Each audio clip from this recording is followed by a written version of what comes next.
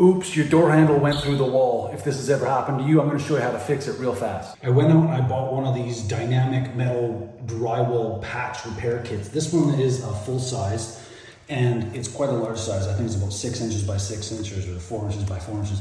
Anyways, it's a big size and it's got a metal plate. And the beauty about this thing is that once you put it on, it's a metal plate so that in the event that it ever happens again, it's not necessarily going to go through the wall. It could dent this, but at least it doesn't go through the wall. So that's why I like this one. Just simply remove the backing. It's got a sticky plate on it. You put it up against the wall and you stick it on.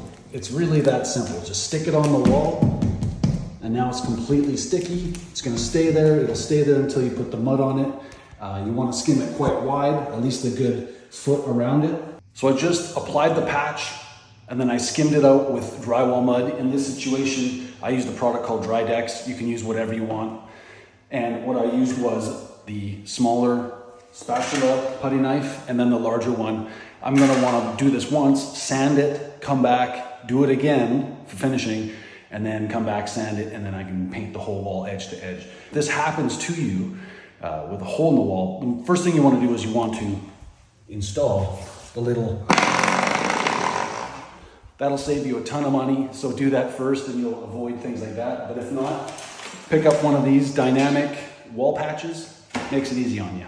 Hey, if you need any help with your painting project or have questions like this one or anything at all, anything paint related, call 1-866-724-6818. It's a free hotline that helps homeowners solve problems like this.